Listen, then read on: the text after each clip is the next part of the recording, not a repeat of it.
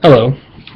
Steel is used to make many different items in our daily lives, from cars, buildings, bridges, to kitchen utensils and tools. Our society is built on a foundation of steel. Today, I'm going to inform you a little bit about the chemistry, discovery, and history of steel. Steel is an alloy that consists of iron and between 0.02% and 2% carbon, as well as a small amount of other elements. J.J. Legowski states that the Earth's crust is comprised of 4.7% iron. This makes iron one of the most common metals on the planet.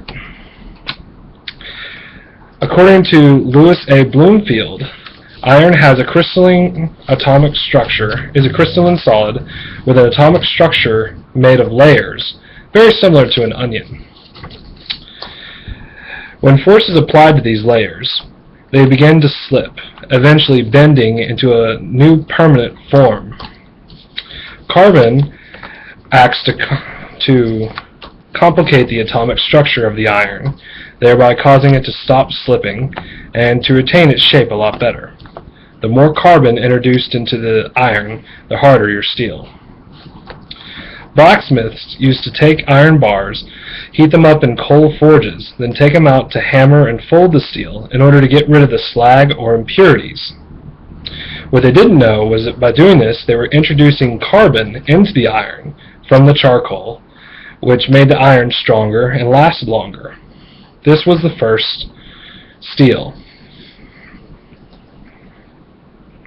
Since then, more thorough and efficient ways have been created in order to turn iron into steel. According to the Gale Encyclopedia, the ancient Egyptians were the first ones to use pipes and bellows in order to heat up their furnaces to temperatures where they could more easily separate the metal into liquid from the slag. Later, mankind learned to use clay cups in order to separate the molten metal from the fuel, thereby being able to control the purity of the steel a lot better. This was known as crucible steel and was the predecessor of today's modern product. Today, instead of charcoal, we use a substance called coke and blast furnaces in order to produce modern steel.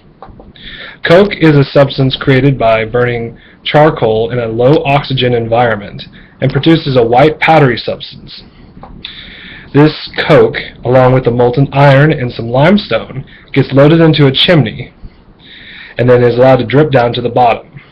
As it's dripping, air is funneled into the bottom and blasts the impurities out of the metal and allows it to more easily bond with the limestone.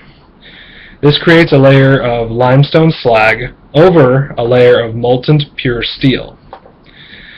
The two layers are then separately siphoned out of the chimney, where the steel is then poured into molds where it is flattened, rolled, and turned into whatever, and processed into whatever pattern or shape is required.